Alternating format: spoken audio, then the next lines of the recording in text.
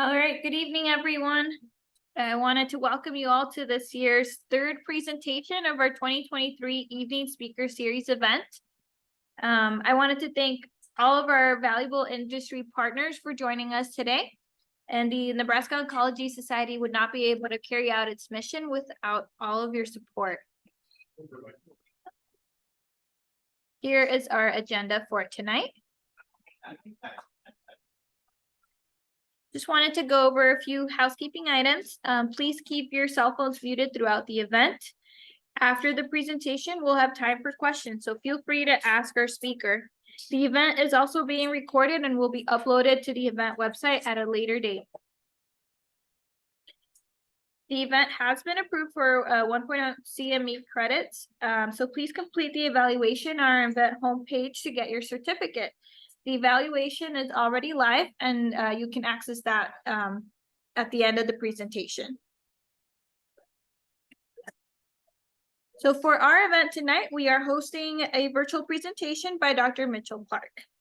Dr. Clark is an assistant professor of obstetrics and gynecology in the Division of Gynecological Oncology at Yale University School of Medicine. After finishing residency at Yale New Haven Health, he completed his fellowship training at the internationally renowned Princess Margaret Cancer Center at the University of Toronto, where he gained clinical surgical expertise in all aspects of gynecologic cancer care.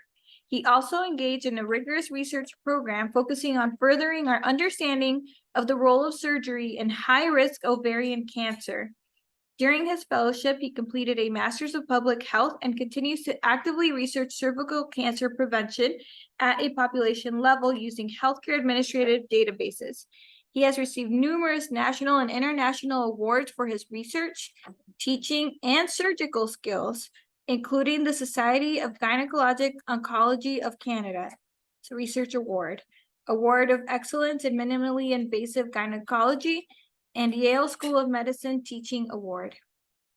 Dr. Clark grew up in a small rural community where he began thinking about becoming a doctor after a close family member died from ovarian cancer. He saw the disparity in resources and access to treatment options and was inspired to pursue a specialty where he could advocate for women to receive the highest quality of care close to home, an issue very pertinent in Nebraska for those outside of the metro areas. Since then, he's seen improvements in both cancer treatments and survival rates for women, and today he will discuss those updates in gynecologic cancer. Welcome, Dr. Clark. Thank you so much, Carmen, and thank you to the group for the invitation to come and present tonight. I really wish I would have had an opportunity to come out and meet you all in person. I have not had the opportunity to be in Nebraska yet, but it is on my list of states to visit. Just give me a minute. I am going to transition over to sharing my screen. Can everyone see us okay there? Yes. Great. All right. So as Carmen mentioned, I'm an assistant professor in the Division of Gyn-Onc at Yale, and I'm really thrilled to be able to talk to you tonight about updates in gynecologic cancer. I hope by the end of the evening, you'll be able to appreciate how much exciting advancement is going on in our disease site. So long, it's been a game of carbotaxol for all of our cancers, and we've had numerous approvals in the last few years, and I hope to just touch on a few of them tonight to leave you with a sense of where we are at in the field and where we hope to keep moving forward for women with these cancers. So tonight we're going to try to touch on endometrial cancer, cervical, and ovarian updates. Obviously, an hour is not enough time to get through all of the exciting changes that we've seen. But within the endometrial space, we're going to talk briefly about the two big trials about showing use of pembrolizumab in the adjuvant setting, and then the use of Herceptin in advanced and recurrent uterine serous cancers. We'll talk briefly about the results presented at the most recent ASCO around surgical management of low-risk cervical cancer, the SHAPE trial by Dr. Plant, as well as the New England Journal publication on immunotherapy in cervix. And we've got so many approvals in cervix where we had nothing going on for so long that we're also excited to share some of the new antibody drug conjugates that have been approved in this space as well. Finally, we'll finish off with just a little bit on ovarian cancer. I want to bring your attention to an exciting trial the NRG has going on right now for women at high risk of ovarian cancer and some of the risk reduction strategies that are available to those women. And then we'll finish by talking about another antibody drug conjugate, mirvetuximab, which was shown to have benefit for women with platinum-resistant ovarian cancer in the SORAYA trial. I do not have any conflicts of interest or disclosures relevant to the content of this talk, and we'll dive straight into endometrial cancer and try to get through as much of this in an hour as possible. So as all of us here know, endometrial cancer has an incidence of about 3% and does peak in postmenopausal women, generally between ages 60 to 70. The risk factors associated with this cancer have been very stable over time, but the rates of the cancer continue to rise dramatically. This is probably mostly in part due to the rise in obesity epidemic nationwide. But one of the more startling statistics is really the disparities that we see in outcomes for women with endometrial cancer. Our non-Hispanic Black patients are at a much higher rate of being diagnosed at late stage and having much worse overall survival and performance. And a scary statistic has come out now that for non-Hispanic Black women, their survival is actually worse in endometrial cancer than their ovarian cancer cohort. And we never thought we would see this crossover to see endometrial cancer patients doing worse. So I just want to take a second to bring your attention to that and to some of the exciting work that's happening around the country with our colleagues who are trying to investigate and narrow this gap. Symptoms of endometrial cancer are typically postmenopausal bleeding. This is one of the reasons that many of these women present at early stage, because they know that at a certain point in life, it is not normal to be experiencing bleeding. They may have ultrasound findings concerning for something within the cavity of the uterus, and they present to their gynecologist and have some type of sampling either in the office with a biopsy, or they're taken to the OR for dilation and curettage. The treatment of endometrial cancer really depends on the stage. And like I said, most women will present at an early stage of disease. I think the data around the use of minimally invasive surgery is very strong for these women. And we have prospective randomized data showing that a minimally invasive approach is non-inferior to the laparotomy and certainly confers a number of quality of life and recovery benefits for those women. And most of us are doing these surgeries now with a laparoscopic approach. In addition to this, we're improving quality of life by abandoning the full pelvic imperative nodes for many of our patients, because we've seen, probably starting with our breast colleagues, the importance of assessing the sentinel node. And now in GYN, we're always a few years behind our breast folks. But we have great data both from the FIRES trial, which was predominantly a population of women who are low risk, low grade endometrial cancer. And then in the Centaur trial, which I was involved at in Toronto, looking exclusively at type 2 endometrial cancer. So those are our serous clear cell carcinosarcomas, our higher risk patients. And we know that sentinel node is reliable for these diseases and should be considered when assessing the nodal involvement for these cancers. That part is pretty standard, and I think most of us would agree. It's now, and we get into the adjuvant therapy where things get a little murky, depending on where you're practicing, where you trained in your interpretation of the data.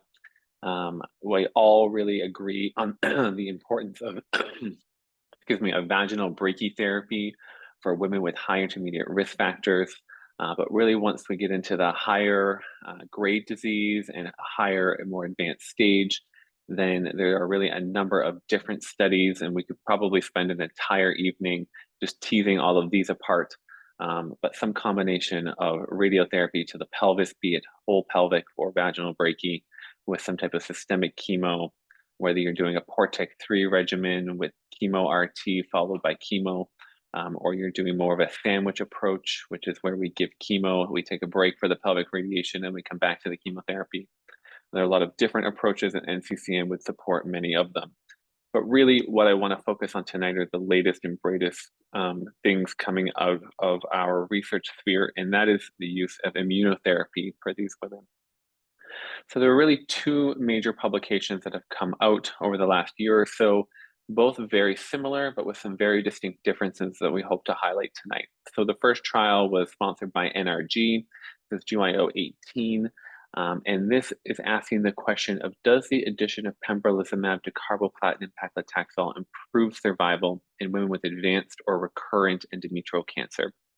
And so based on some previous studies and older data showing that monotherapy alone had some improvement, but not really the slam dunk that we were hoping for, this study was designed to include women who are 18 or over with FIGO stage 3 or 4 endometrial cancer, all histologies except carcinosarcoma, and that's important to remember. And also important to remember are that women in this trial had to have measurable disease at enrollment.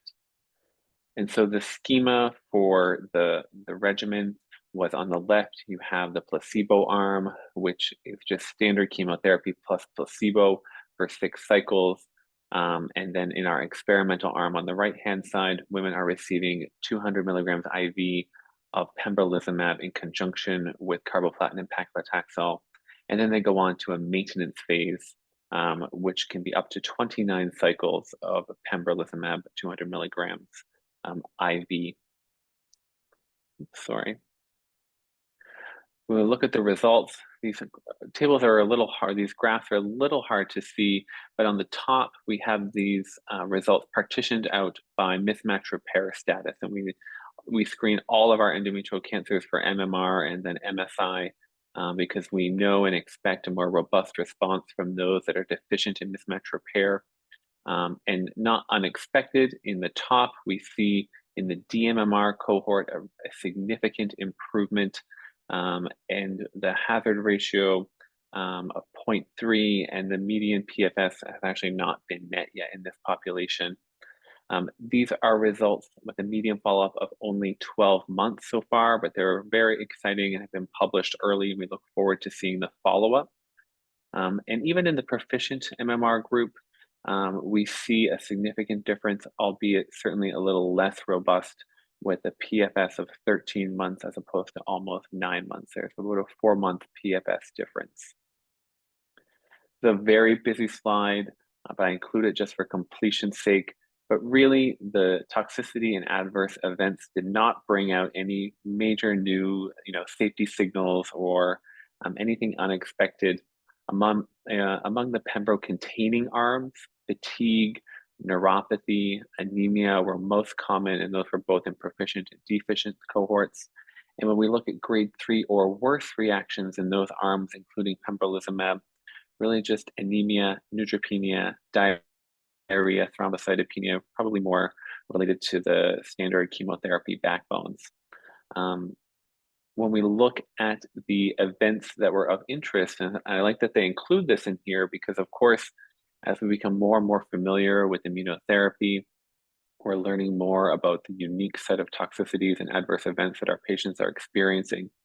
And in the sort of all grades, hypothyroidism about 13%, and only about 1.5 to 4% of women who experienced a grade 3 or grade 4 hypothyroidism.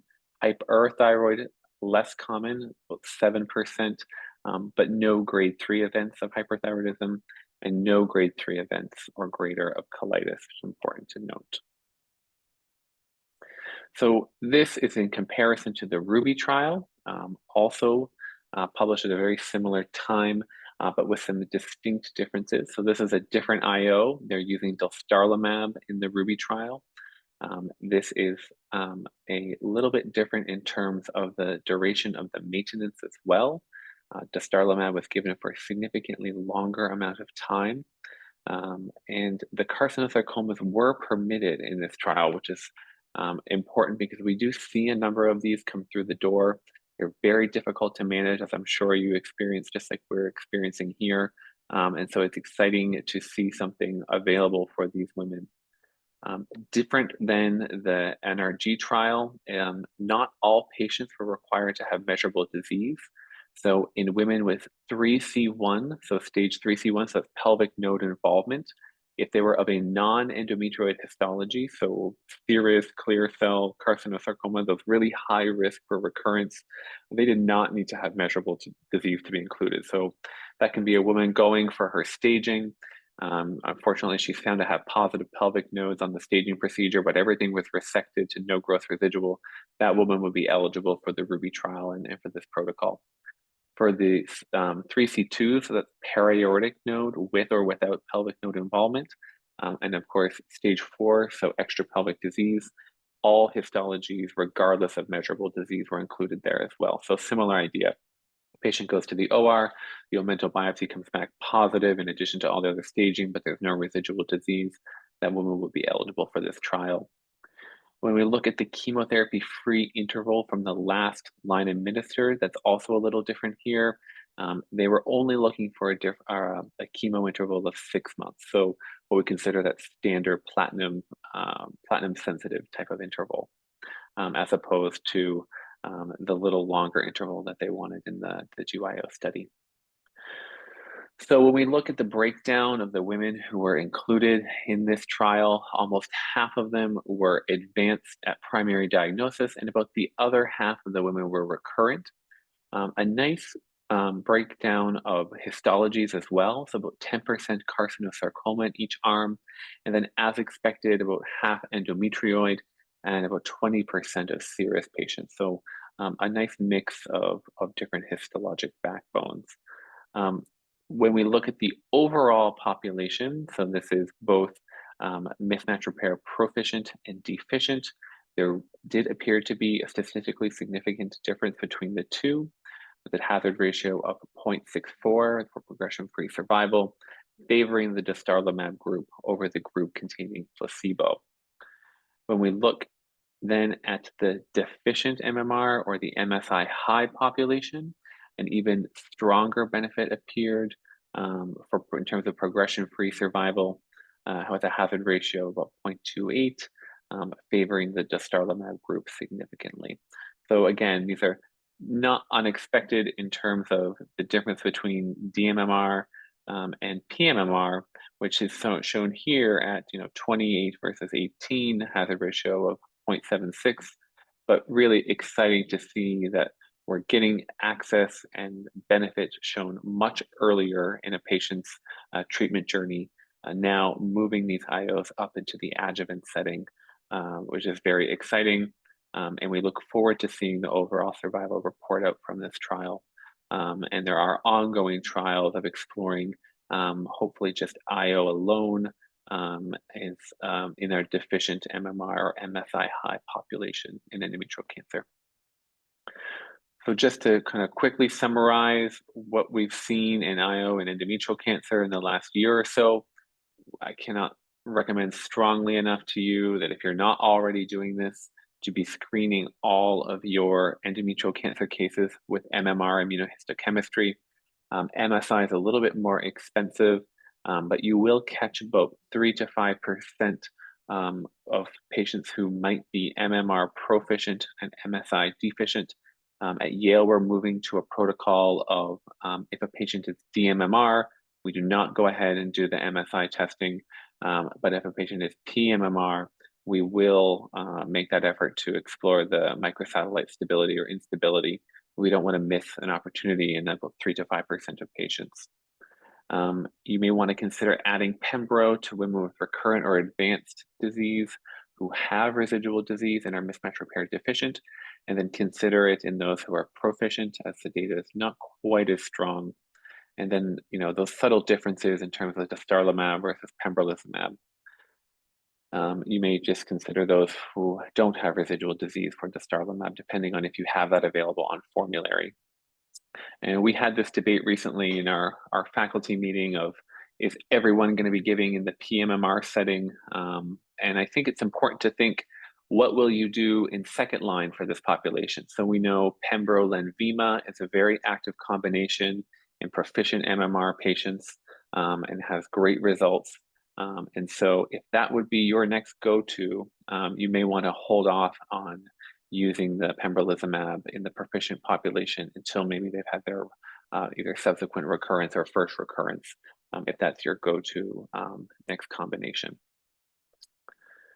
So I would be remiss to come and give a talk coming from Yale without touching on uterine serous carcinoma. This is probably one of the things we are best known for at a translational research level, at least, and have done a lot of the work back to Dr. Schwartz's early work many years ago. And this is a rare cancer, but important cancer, because despite only being about 3 to 10% of all cases, it does account for almost half of the endometrial cancer associated deaths in this country. We know that HER2 is overexpressed in about 14 to 80%. I know it's a big range, but depending on the paper that you read, about 14 to 80% of cases of uterine serous carcinoma, so it represents a nice target. And so our phase 2 trial looking at this was to include trastuzumab in combination with carboplatin and paclitaxel in women with advanced or recurrent uterine serous carcinoma. Recurrent patients were required to have measurable disease, and all patients did need to demonstrate overexpression of HER2 prior to enrollment in the study. And the protocol in the trial, as well as the one that we're still using day to day, is automatic enrollment if 3+ on immunohistochemistry, and that we would reflux to FISH testing if it was 2+ on immunohistochemistry. The regimen was for carbotaxel with or without trastuzumab for 6 cycles, followed by trastuzumab maintenance versus placebo. And we had about 60 patients in this small phase 2 trial. We had a really nice range in terms of race, with about 30% African American patients. And in terms of breakdown of advanced disease as opposed to recurrent disease, about 70% advanced at enrollment as opposed to about 30% patients with recurrent disease. And so when we look initially, our first publication out of this trial was to look at the PFS was our primary endpoint, and showed that there was a PFS advantage to the trastuzumab arm of about 4.5 months. And when you look at that, then in subgroup analysis of advanced primary versus recurrent, it really does seem to be that the greatest benefit is among those women who were enrolled who had advanced disease, as opposed to those who were in the recurrent setting. Although it does appear that the benefit is significant in the recurrent group, just not quite as strong. Subsequent publications of this work have gone on to show that in the overall group, there is an advantage of about 5 months overall survival in the arm, including the trastuzumab. And really the most significant difference and benefit is in those with the advanced disease at presentation. And we were not able to see a significant difference in overall survival among those women with recurrent disease. For those of you in the group who are treating a lot of patients with breast cancer, of course, we're always worried about the cardiac toxicity related to trastuzumab. One of our most recent fellows, Dr. Tony Rosario, published our experience in terms of adverse events and tolerability, and I take just one of her tables to highlight that actually we saw relatively low rates of cardiac events in these patients who were treated with trastuzumab in our trial, representing the fact that they're probably less heavily pretreated and exposure to less cardiotoxic systemic chemotherapy than perhaps the breast population is. So in summary, when seeing patients with these, rare but very aggressive types of histologies, I would really consider speaking with your pathologist about routine testing for HER2, and then considering to offer those women access to Herceptin if they do overexpress that, especially if they are at advanced disease at presentation. So moving right along to cervical cancer, we've got a lot to cover. I feel like I'm racing through this, but we have so many exciting approvals that I want to try to get in as much as we can. As we mentioned in the introduction, cervical cancer is very near and dear to my heart in terms of both a clinical perspective and a research perspective. And in resource-limited countries, we know that this is the second most common malignancy among women worldwide. But fortunately, due to robust screening programs here in the United States, as well as access to vaccination, the lifetime risk of cervical cancer in this country is less than 1%. Peak incidence occurs around 60 to 64 years of age, and almost all of these cancers are related to HPV exposure. This is not a talk about HPV vaccination, but I cannot enforce strongly enough to you the importance of encouraging your patients, their family members, their kids and grandkids to speak with their pediatricians about HPV vaccination. It is safe, it has been around for years, and really beyond just the benefits that it confers towards cervical cancer, there's a true epidemic of certain head and neck cancers that are HPV associated with, and that can be reduced or prevented through early vaccination.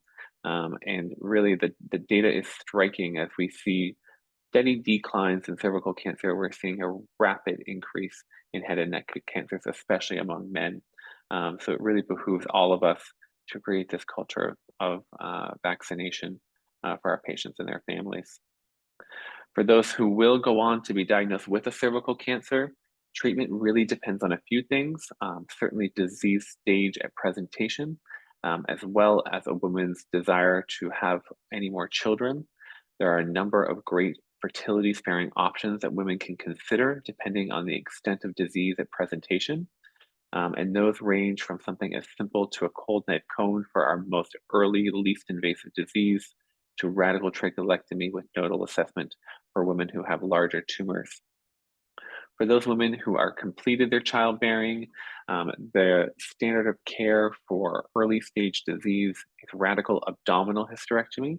I put the asterisk there regarding the abdominal component just to bring highlight to the most recent sort of iteration of surgical trials in and around hysterectomy, which is the LAC trial, which we won't have time to dive into tonight because I want to highlight an even more recent abstract presentation. But the LAC trial, as many of you are aware, was a randomized prospective phase 3 trial conducted in an international setting where they were evaluating the non-inferiority of laparoscopic surgery for cervical cancer.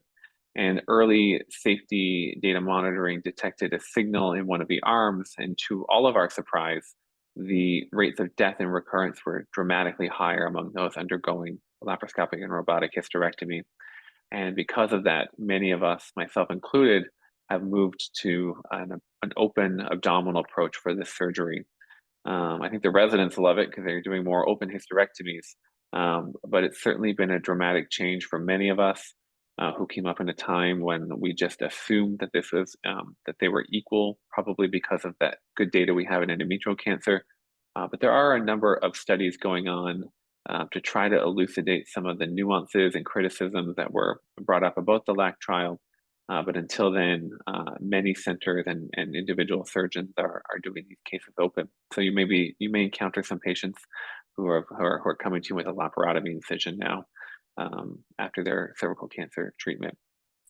For those who have locally advanced disease, we are able to cure many women with incredibly complex and sophisticated chemoradiotherapy. I think cervical cancer is probably one of the most multidisciplinary and interdisciplinary cancers that I treat, and I so enjoy collaborating with our amazing radiation oncologists and have seen the benefits of their more specified and targeted radiotherapy and the techniques that they have developed over the last 5 to 10 years that are increasing the quality of life and survival of our patients after treatment for these diseases. And along those same lines, a very exciting trial that I have been waiting for results to read out from are the SHAPE trial. This has only been presented in abstract form, so obviously we are very excited to see it published and peer-reviewed. But this is Marie Plante's study out of Canada that was presented at ASCO this year. And this is really to ask the question of, can we spare women the radicality of a radical hysterectomy in favor of a more simple hysterectomy approach or the extrafascial approach for low-risk, well-selected women? Radical hysterectomy, for those of you who don't know, is certainly a much more involved procedure that takes the parametrial tissue surrounding the cervix and may interfere with many of the nerves or in and around the upper vagina and the cervix, resulting in urinary and sexual dysfunction. both in the acute and chronic setting after this procedure. So Dr. Plant designed this phase 3 RCT to include women with stage 1A to 1B2 cervical cancer, and her primary outcome was pelvic recurrence at 3 years. Like I said, all we have is the abstract information, but they did have 700 women included. Very interestingly, 3/4 of these women had a minimally invasive surgery, most likely due to the fact that these women were enrolled prior to the publication of the LAC trial. They were very well balanced in terms of the proportion of women in the simple hysterectomy versus the radical hysterectomy arm that had lymph node involvement and extrauterine extension, as well as the proportion of women who are recommended to receive adjuvant therapy following their surgery. And at a median follow-up of almost 5 years, the pelvic recurrence rate is almost exactly the same between simple and radical hysterectomy, and overall survival, albeit only at a median follow-up of 3 years, is about 99%. Not surprising for this heavily pre-selected group of well-performing patients, but exciting to see that they have met their primary outcome. In terms of quality of life, surgical complications, and sexual function following simple versus radical surgery, Dr. Plant showed that both acute and late urinary retention were significantly reduced by performing a simple hysterectomy, and that urinary incontinence was also statistically significantly less. In terms of quality of life and sexual scores, I do realize these are hard to see, but I can confirm that in terms of body image, sexual worry, sexual activity, and enjoyment, as well as desire, arousal, and lubrication, all values were statistically significantly better among those women who did not undergo a radical surgery. So we are eagerly awaiting to see this published so we can critique this study and find out if this practice-changing data will be safe and be able to spare women some of the surgical toxicity related to this cancer treatment. Unfortunately, we will see a number of women who are diagnosed with either recurrent disease, metastatic disease, or persistent disease despite aggressive upfront treatment. And because of that, we need more options for these women. Prior to this, our biggest advancement in cervical cancer was the incorporation of bevacizumab into platinum-containing and Taxol-containing arms of standard chemotherapy. And so we were very excited to see the publication of the Keynote 826 data, which included women with persistent, recurrent, or metastatic cervical cancer not amenable to curative treatment. There were no prior systemic chemotherapies given, although cisplatin or carboplatin given in combination with radiotherapy was permitted.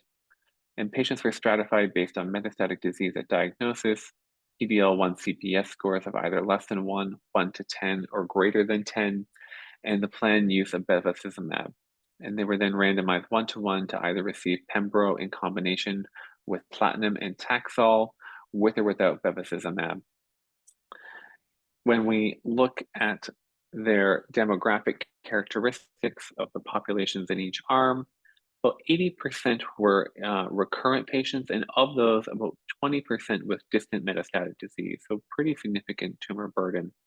There were a very low proportion of women with a CPS score of less than 10, only about 10% in each arm, and most had been previously pre-treated with chemoradiotherapy, about 40%. In terms of those that received Bev and those that didn't, about 2/3 in the Bev and 1/3 in no use of bevacizumab during the trial. In the overall population, so this is everyone regardless of their CPS score, they did note a significant, statistically significant benefit in PFS and OS to including pembrolizumab with platinum and taxane. This is the graph demonstrating the overall survival benefit. And then they asked the question, well, is there a benefit to the better CPS score? They don't provide any Kaplan-Meier graph for those less than 1. I presume that is to be able to include them in the approval. However, they do tease out those with a CPS between 1 and 10 and those that are greater than 10. And there was really virtually no difference in PFS or OS at 2 years if the score was higher than 10 or between 1 and 10. We look at subgroup analysis, and of course, we have to always interpret subgroup analysis with a grain of salt because the study is not statistically powered to really provide anything more than hypothesis generating, thought provoking ideas out of these types of tables.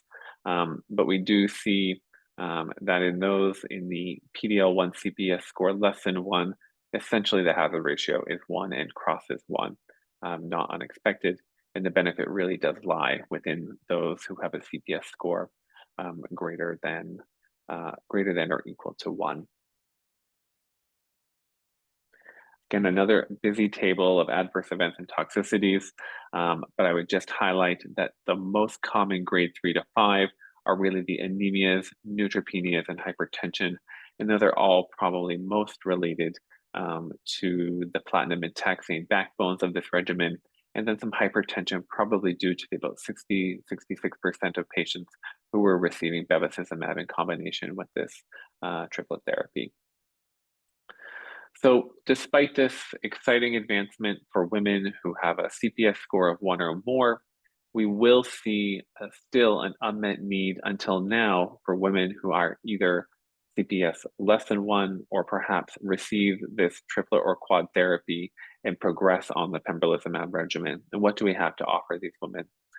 We know that topotecan Taxol after that is not a great regimen with very poor overall progression-free survival, and so more had to be done. And we're thrilled to be able to have yet another approval in cervical cancer.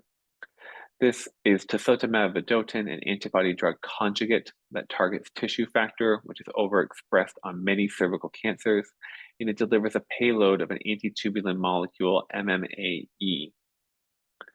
This was published in The Lancet as a phase 2 multi-center trial for women following progression on doublet therapy, so either platinum and Taxol or Taxol topotecan plus minus Bev, and these women all had measurable disease at enrollment. Tisotumab is given 2 milligrams per kilogram up to 200 milligrams every 3 weeks, and is given until progression or unacceptable toxicity.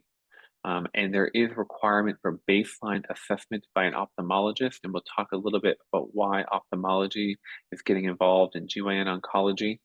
And tissue factor expression was assessed and reported, but pre-enrollment assessment was not required for inclusion, and their primary outcome was objective response rate. Busy tables again, but please let me just kind of summarize some of the important demographic features, which were that unfortunately, this was not very well balanced in terms of racial background, with 95% of women enrolled in this trial being Caucasian. So how we can extrapolate and sort of interpret these data in the context of the more heterogeneous racial population that are burdened with cervical cancer remains to be seen. But about 60% of women in the trial had recurrent disease, and there was a nice mix of squamous adeno and a little bit of adenosquamous. Almost all patients had tissue factor expression, and when looking at their results, so an objective response rate of about 24%, which seems very poor, but when you compare this to the about 15% response rate we see with other second-line treatments, although cross-trial comparison, not a great idea, but when thinking about all that we have to offer these women, this was an exciting advance for patients with this disease. Median duration of response seemed relatively durable at around 8.3 months, with 60% still responding after 6 months on protocol. Overall survival was 80 and 50% at 6 and 12 months, respectively. The adverse events, so I mentioned earlier ophthalmology. So this is where I think many of us are probably feeling like we're trying to stay on top of all these new AEs and toxicities. For those of you who have a more general medical oncology practice, you're probably more used to some of these antibody drug conjugates, TKIs, and things that we are just getting involved in now. But for a lot of us, this was the scary one, or was the eye toxicity. Scary for us, scary for our patients. But really, what I think is most reassuring is that at least in the trial, all of these ocular toxicities, so that's conjunctivitis, dry eye, keratitis, for all grade 1, grade 2, and reversible. We've worked really closely, spending a lot of time educating our nurses, our pharmacists, the people who are taking the phone calls from patients at home, people who are sitting with these women in the infusion center, um, to really make sure that we're doing all that we can to prevent this toxicity, because it's very bothersome and troublesome to the patients. But with this protocol, we've had great success, and have built this into our EMR, with very specific instructions for nurses and patients, on the day of, during the treatment, and what to be doing before and after treatment. And this schematic is just taken straight from the company website. And it's a combination of steroid drops and vasoconstrictive drops. We also use a bit of an eye mask that women will wear to decrease some of the blood flow to the eye so the drug is not deposited in that area. And with this combination, we are finding that people are doing very well overall, and tolerating this regimen quite well. So in summary, in cervix cancer, it has been a huge few years, which has been wonderful to be able to offer more things to our patients.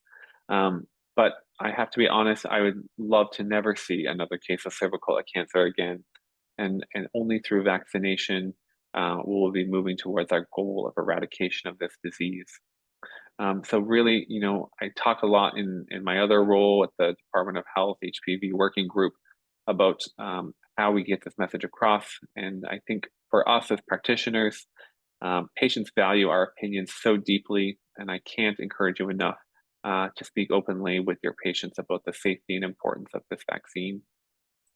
We're really excited to follow up on the published results of the SHAPE trial, so we can critique and learn more about that protocol, so we can offer less radical surgery for those pre-selected, well-performing women. And then screening all advanced and recurrent cervical cancers for PD-L1 expression, and considering to add IO to that regimen. For those who either progress through the triplet or quad therapy, depending on if you're using BEV, I would encourage you to explore tisotumab as an option for those women, but be ready to sort of change some of the protocols and culture within your institution to help onboard the nursing staff in order to get patients and staff familiar with some of these newer toxicities, and partner with your local optometrists and ophthalmologists. I have to say, in the sort of handful of optometrists that I've reached out to, they're just thrilled to be involved in taking care of an element of getting women on trial, or just being able to make some contribution to offering patients this drug. And so we've had a really lovely response from our community optometrists. And to round out the evening, I want to talk a little bit about ovarian cancer. For the last 5 to 10 years, so much of the approvals and so much of what we have talked about has been in and around ovary. PARP inhibition and the exploitation of the homologous recombination pathway has really revolutionized the care of women with both BRCA mutations and HRD tumors. And we're still learning so much more about that, and getting updated long-term data from those really pivotal trials of maintenance therapy with PARP inhibitors. We're learning now about PARP resistance and how to hopefully overcome that. Things like HIPEC, we are exploring that in certain selected populations. But I really want to touch just on 2 things this evening as we finish up the evening, and that is on some of the updates on risk reduction strategies for our highest risk women, so those with a BRCA mutation. And then to talk a little bit about another antibody drug conjugate that we have in our toolbox, which is mirvetuximab, and that is its use for platinum-resistant disease. And for those of you who have been treating ovarian cancer patients like me, we have been waiting for something for this population.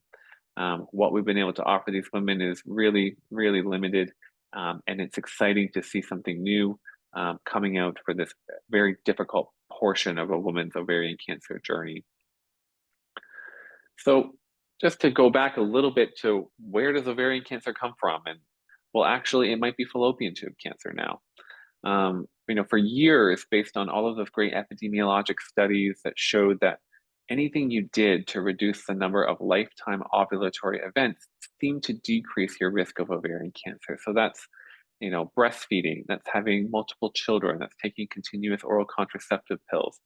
So because of that, we just assume that there's some sort of, you know, ovulatory rupture on the surface of the ovary, and then some sort of disorganized error in healing or repairing that surface epithelium that leads to your first hit, and then something else goes on, and you develop a cancer of the ovary. Then we began taking out the fallopian tubes of women with BRCA and started serially sectioning these tubes and examining them.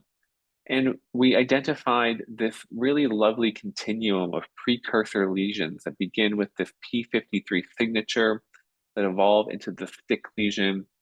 And that is probably what then develops into a high-grade serous ovarian cancer that we all know, and have been seeing for years, but may actually be coming from the tube. So, precursors in the tube are not just related to women with a BRCA mutation. They've been seen in non-BRCA women. And very interestingly, population level studies suggest that women who undergo self-injectomy for other reasons, so that's you're having a hysterectomy for fibroids and they're taking your tubes, you want permanent sterilization. And so instead of just cutting a knuckle of the tube, you're having the whole tube removed. It seems that these women have a lower risk of ovarian cancer compared to those who retain their tubes. And so, because of that, we begin thinking, how do we interpret that in our risk reduction strategy for ovarian cancer? We strongly recommend to the benign gynecologist that when you're doing a hysterectomy, you're taking the tubes out at the same time. But is there a role for this in women who have an actual BRCA1 or BRCA2 mutation? And so we know that those women are our highest risk to develop an ovarian cancer in their lifetime. And historically, we would offer them surgery to remove their tubes and their ovaries somewhere between the ages of 35 and 40 for women with BRCA1, and a little later between 40 and 45 for women with BRCA2. Obviously, removing the ovaries, which are the source of estrogen for these women between the ages of 35 and 40, comes with significant consequences. We're talking early menopause, so the vasomotor symptoms that we all know, the hot flashes, the night sweats, but then the bone health, the cardiac health, the cognitive decline. And then for those women who have delayed their childbearing for one reason or another and go on to learn that they then have a BRCA mutation, are now faced with the difficult decision of whether they are going to reduce their risk of an ovarian cancer by having their tubes and ovaries removed, or fulfill their lifetime desire to have children. And so, because of this, the NRG has put together a very interesting trial looking at whether or not safety can be established in just removing the tubes or delaying the removal of the ovaries. And so, this is a non randomized prospective clinical trial comparing the non inferiority of self-injectomy, so the removal of the tube, to salpingo-oophorectomy to reduce the risk of ovarian cancer among BRCA1 carriers. So this is not randomized. Women select the arm of the trial that they would like to be enrolled in, and BRCA1 mutation carriers are the only ones eligible right now. Probably because BRCA1, we can delay the removal of the tubes and ovaries based on data that those cancers probably start a little bit later. The primary endpoint is development of high-grade serous ovarian cancer, but there are a number of important secondary endpoints, including health-related quality of life, estrogen deprivation symptoms, sexual function, adverse events, and cancer distress scores. And I just did a quick look online, and there are a number of sites in Nebraska that are recruiting patients to these trials.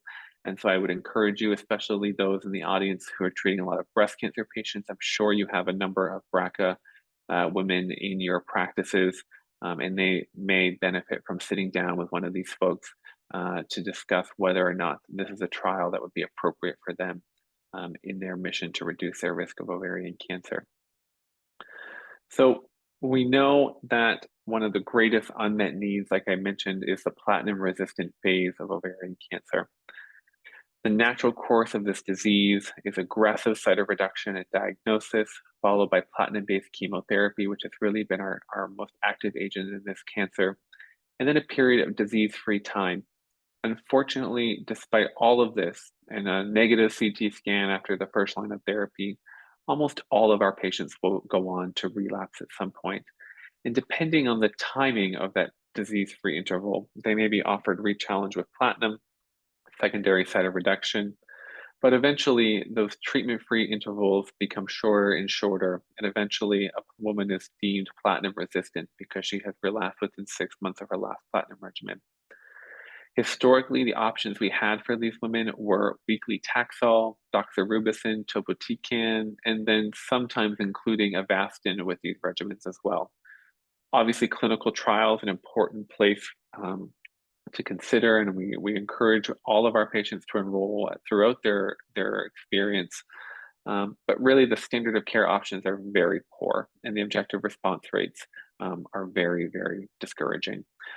So it is with great excitement that we welcome more and more targeted agents to our toolbox for women in this difficult position.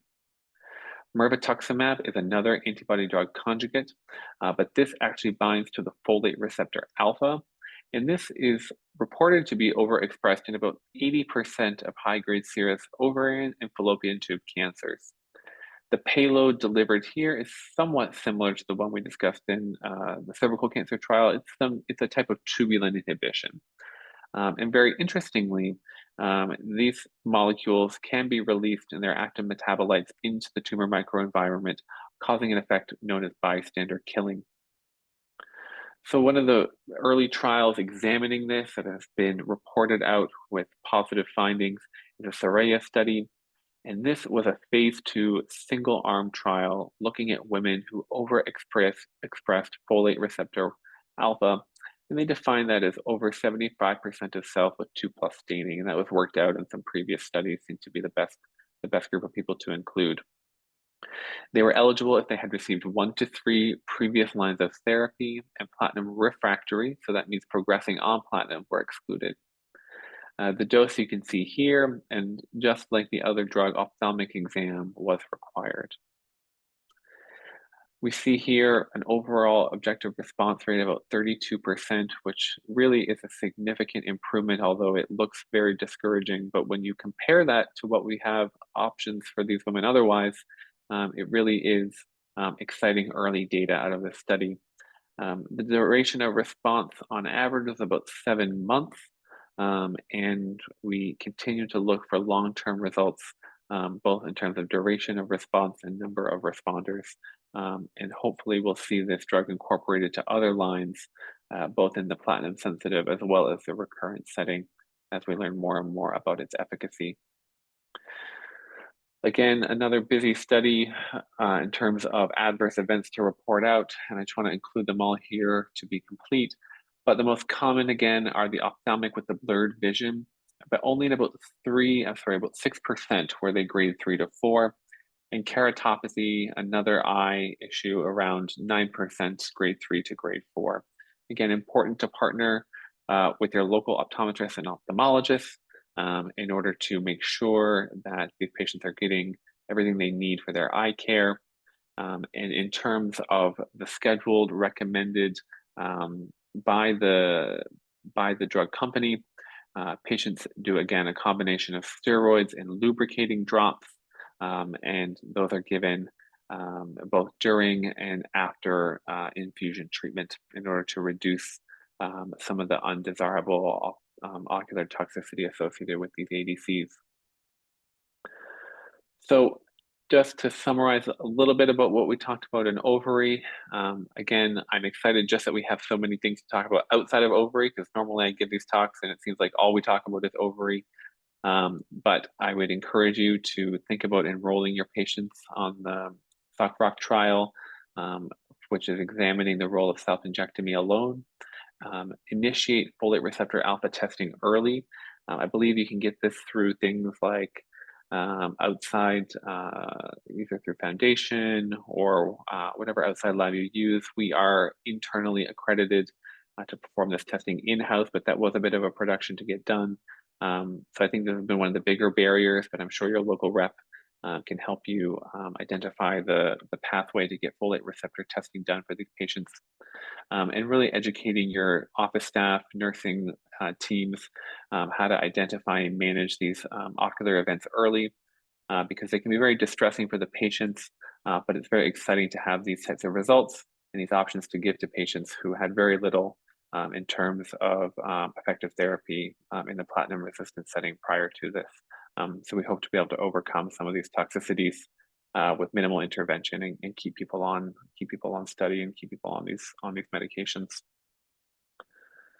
So I just want to thank you again for the invitation to speak. It's really wonderful to have so much to talk about. I could go on for another hour, but I really, think that we are finally seeing such advancement in the gynecologic space, where for so long we have been a little bit delayed in improving some of the outcomes of our worst cancers. And so I'm excited to be here to talk about all that we've seen come out in the last few years. I want to thank my team at Yale. We have a wonderful group, and I'm just so proud to be part of them. And we look forward to continuing our mission of improving the quality of life and survival of women with gynecologic cancer.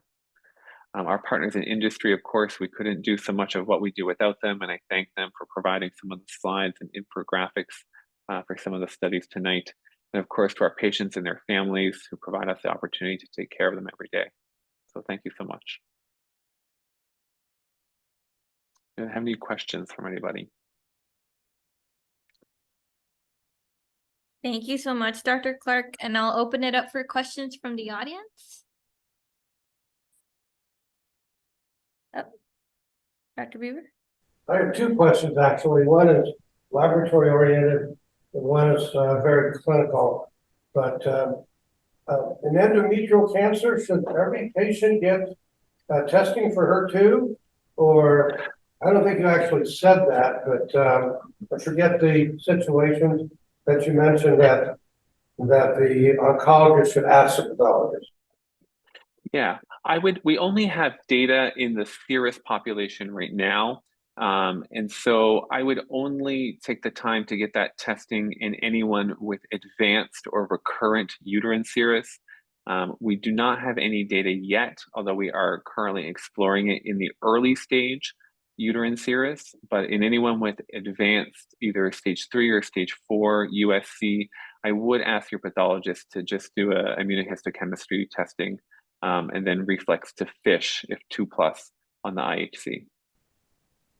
The other question is very broad, and maybe other questions here, but not part of your talk. But is there anything new, very briefly, about young adolescent women with teenagers and adolescents with germ cell tumor of the ovary?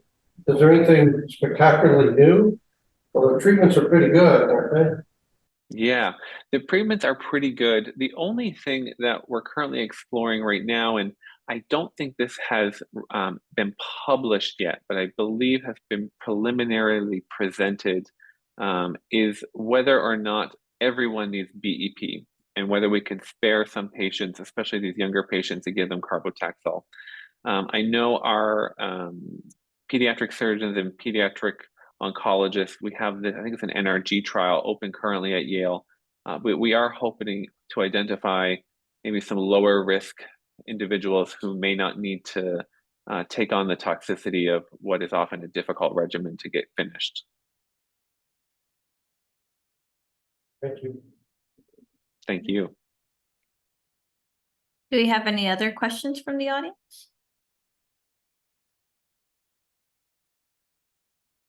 Oh, Yeah, yes. everybody's talking about artificial intelligence these days.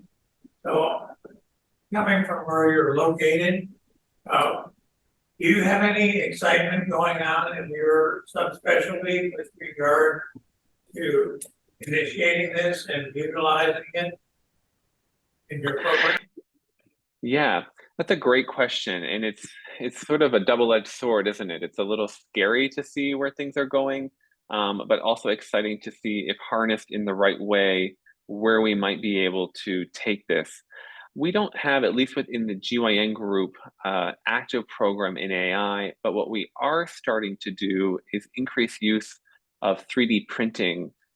We have a grant that combines some expertise in our radiation oncology department with the engineering school at Yale, and we are building 3D printed applicators for vaginal brachytherapy for more complex tumors that will allow us to essentially build certain channels that needle placement can be made much easier and safer and designed for each individual woman and her tumor, as opposed to the more one-size-fits-all that we've done for so many years.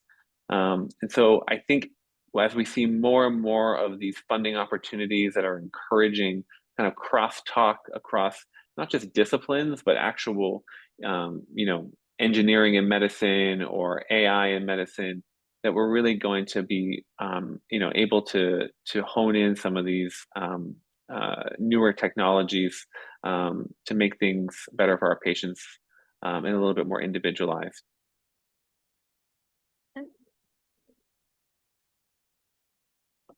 Any additional questions from our audience? All right, seeing none, thank you so much, Dr. Clark, for sharing your Thank time and you. expertise with us.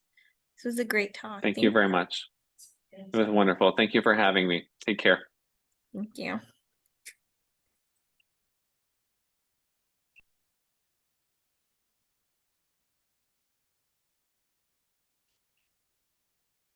All right, so